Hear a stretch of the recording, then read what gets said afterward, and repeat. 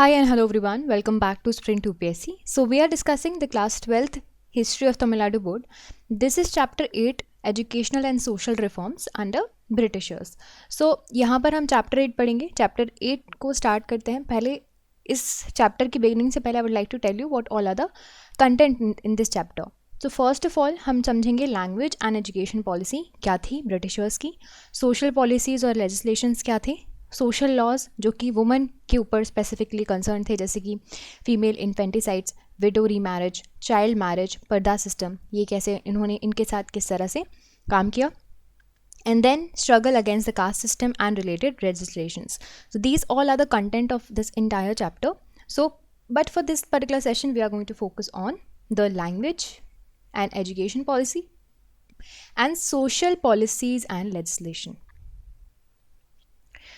Language and education policy की बात करते हैं. So East India company did not evince any particular interest in the matter of education initially, but आपके Britishers ने जब Bengal capture किया था 1757 में, तो उनको ये तो था कि उनको कुछ इंडियंस को एजुकेशन इम्पार्ट करना है.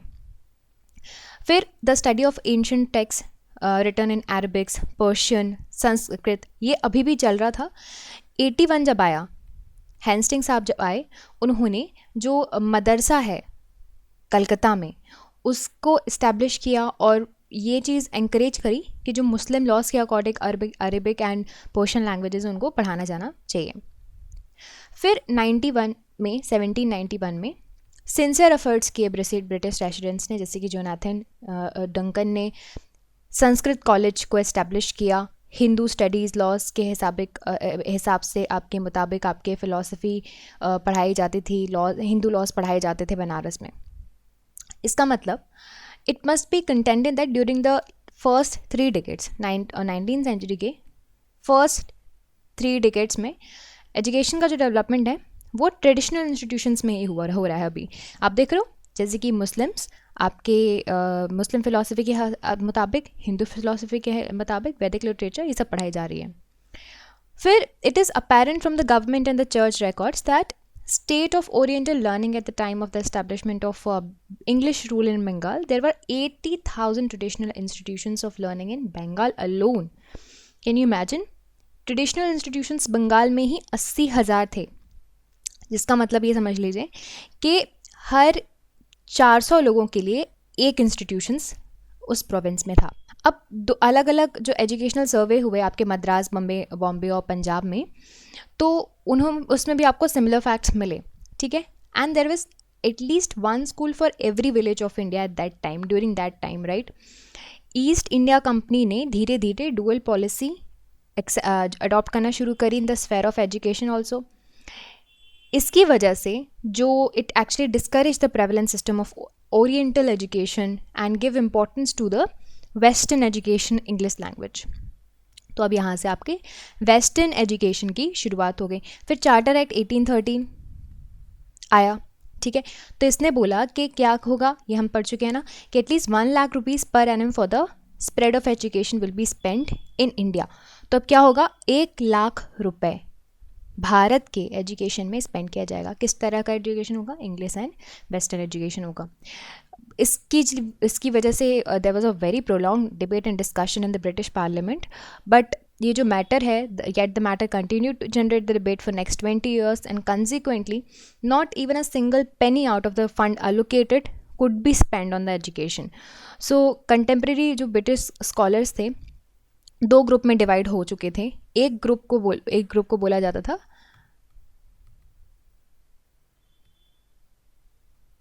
ओरिएंटलिस्ट एंड दूसरे ग्रुप को बोला जाता था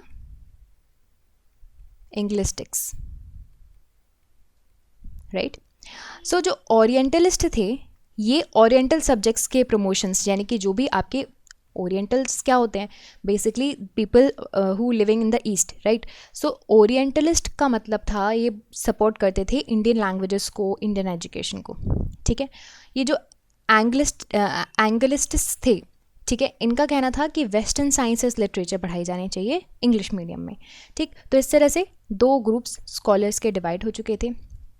1929 में governor general of India William Bentinck आए, उन्होंने बहुत ही अच्छे से, जैसे हम विलियम बेंटिक में भी पढ़ चुके हैं ना, इंग्लिश लैंग्वेज का प्रमोशन किया। फिर 35 की बात करें, 10 members of the General Committee of the Public Instructions, they were clearly divided into two groups, right? And 5 members, including the chairman of the committee, Lord Mackinlay, was in the favor of English. कि English medium होना चाहिए, English should be the medium of instructions. Versus 5 जो थे वो oriental languages को support कर रहे थे। फिर 2 फरवरी 1835 तक ये जो स्टेलमेट है वो कंटिन्यू हुआ।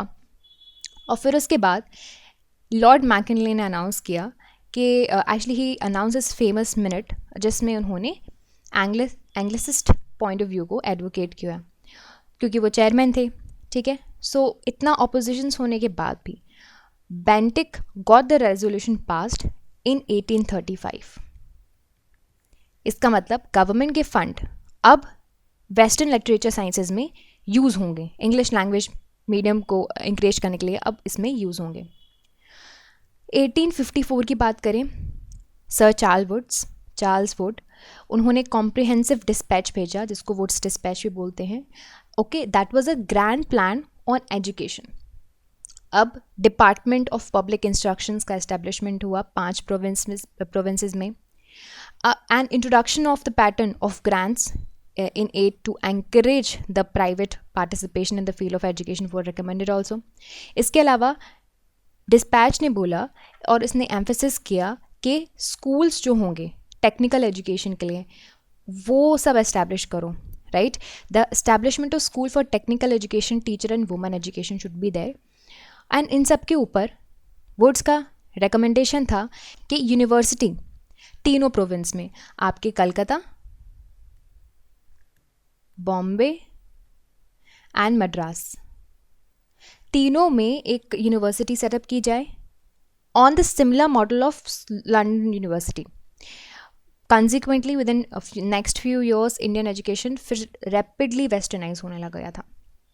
अब बात करते हैं सोशल पॉलिसीज एंड लेजिस्लेशन के बारे में।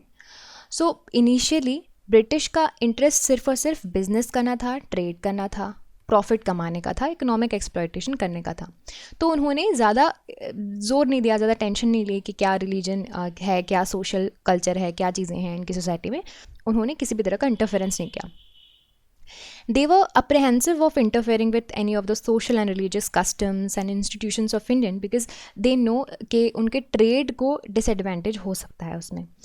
इसीलिए they adopted the policy of extreme precautions and indifference towards social issues, क्योंकि you know social issues हमेशा से sensitive case होते हैं, right? No matter how much you are extorting them, exploiting them economically, once you go to their religion or any of the social customs or anything, आपको immediately क्या मिलेगा? आपको immediately आपको उसमें resentment मिलेगा, right? The one reason why they indulge in criticizing the customs and also tradition in India was to generate a feeling of inferiority complex among the Indians. तो अब precautions का मतलब मैं आपको समझा चुकी हूँ। Indifference क्यों था social issues की तरफ? अपने आप को inferior proof करते थे और अपने आप को superior proof करने के लिए इन चीज़ों को, इन customs को, tradition को क्या क्या करते थे? ये करते थे criticize। फिर मिड 19th centuries में कुछ सोशल रिलीजियस मूवमेंट हुए, है ना, एंड इंडिया में वो सारे मूवमेंट्स लॉन्च हुए, जिसकी वजह से कंपनी का थोड़ा अटेंशन गया कि इनकी सोसाइटी में कुछ इविल्स हैं। And then propaganda carried out by the Christian missionaries of also stirred in the mind of the educated Indians. Western thoughts, education, views expressed in different newspapers and magazines has their own impact. And कुछ British administrators थे जैसे कि Bentinck जी, तो उन्होंने अपने personal interest दिखाया इन सारे matters में, because he was personally interested in all of these social evils in order to eradicate the social issues. There were some primarily 2 areas of laws that were enacted. Laws pertaining to women, पहली बात तो women की condition सुधारनी थी, and caste system, right. These were the 2 things they were focusing on. So this is it about this particular session guys. So देखिए हमने initially अभी language and educational policy समझी है, सोशल एंड लेजिस्लेशन थोड़े समझे हैं, social policies and legislation. Next session में हम डिटेल में समझेंगे सोशल लॉज जो कि वुमेन को कंसर्निंग थे, और कुछ स्ट्रगल्स हैं कास्ट सिस्टम के against these. So these things will be discussed in the next session, so stay tuned for that. I hope you like this video and I hope you understood all of these points, and if you did, you can subscribe to the YouTube channel for more videos and updates, and also you can download the Sprint UPSC app to practice book chapter and topic wise. Remember candidates, just reading books and watching videos are not going to help you out unless you practice thoroughly. So identify your mistakes and work to improve your performance, and Sprint UPSC is a perfect app to do all of this. अगर आपको video पसंद आया है तो हमारे YouTube channel को subscribe कीजिए और वीडियोज़ एंड अपडेट के लिए साथ ही साथ डाउनलोड कीजिए स्प्रिंट यूपीएससी ऐप। यहाँ पर आप अपनी books chapter and topic wise practice कर सकते हैं। देखिए, सिर्फ पढ़ने से और वीडियोस देखने से मदद नहीं मिलेगी जब तक आप अच्छे से प्रैक्टिस नहीं करोगे। तो अपनी मिस्टेक्स को जानिए, परफॉर्मेंस को इम्प्रूव कीजिए, और स्प्रिंट यूपीएससी इसके लिए परफेक्ट ऐप है। I will see you soon in the next video. Thank you very very much.